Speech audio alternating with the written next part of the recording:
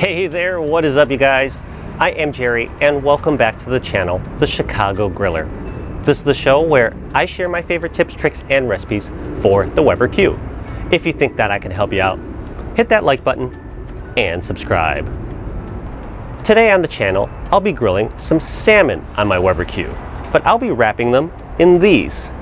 These are cedar grilling wraps, an alternative to cedar planks. And in today's video, I'm going to show you exactly how to use these cedar wraps and how they turn out. So stick around after the intro and I'll show you how these are done.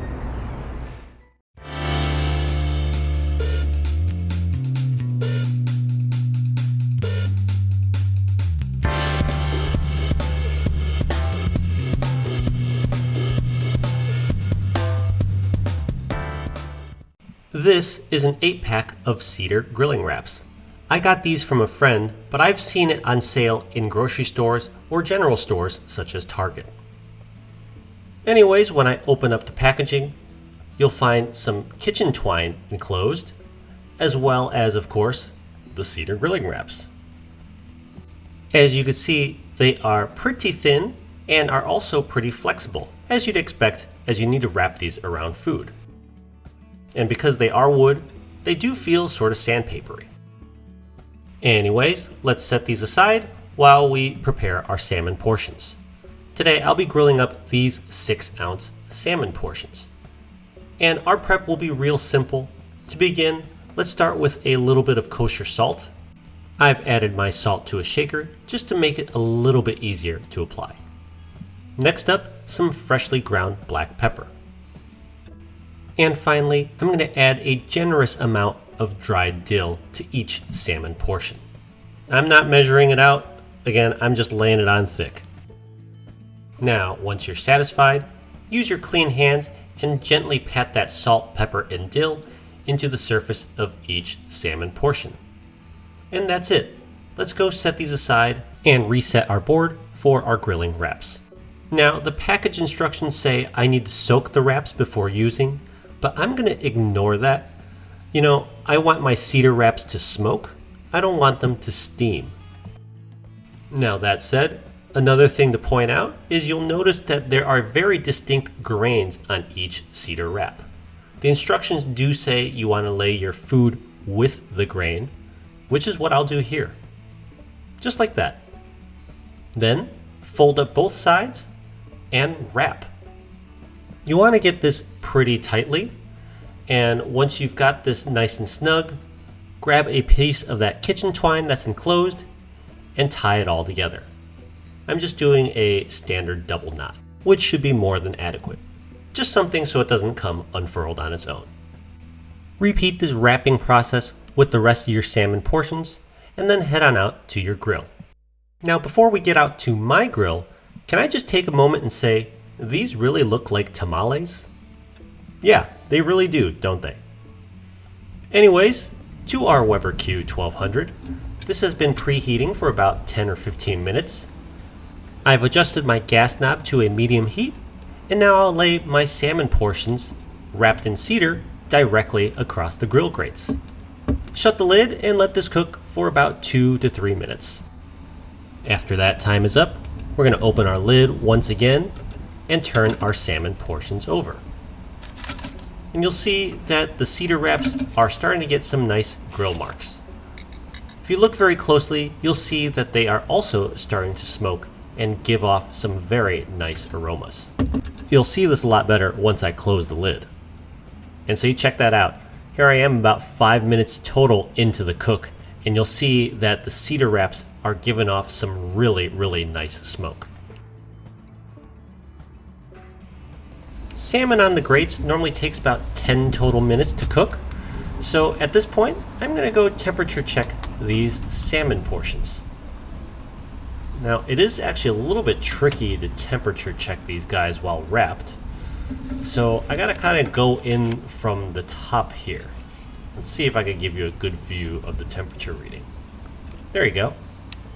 You're looking for about 145 degrees Fahrenheit. So you'll see I am quite short of that, so I'm going to let these stay on the grill a little bit longer. After a few more minutes of cooking time, These salmon fillets have reached 145 degrees Fahrenheit internal, so these are ready to come on off of the grill. And now, let's have a look. Still looking like a couple of tamales, right? Albeit with some crispy edges. Anyways, let's cut these open and show you what our salmon portions now look like once they're fully cooked. Let's see if I can remember which side is skinned side down. I think this is right. And the big reveal. Alright, I'll admit, not the greatest presentation, as the salmon and some of the seasonings have stuck to the wrap. Additionally, that white protein, the albumin that renders out of salmon as it cooks, had nowhere to go when it was trapped inside the wrap, so it's just kind of everywhere. That said, it's not about the looks, it's all about the taste. You know that salmon is done and safe and ready to eat when it flakes off your fork, just like so. Alright, let's see how we did. Delicious. Alright, Huey, your turn. You can have a bite too. Yeah, I think he likes it. Now, before we wrap up today's video, a few final thoughts. First up, the taste. How exactly did we do? Well, no surprises here. This salmon, despite how simple the ingredients were, turned out absolutely delicious. But perhaps most important and most relevant to this video, how did our cedar wraps perform? Well, I'll tell you what, they performed absolutely as advertised, as you could taste a hint of that cedar smoke in every single bite. How did it compare to cedar planks though? To be honest, I don't think I could tell the difference. The results were about the same. That said, I do have a couple additional thoughts to think about. First up, I will admit that today's salmon was probably a touch overcooked. You see, even though these cedar wraps were so thin, they still had a significant impact on the cooking time.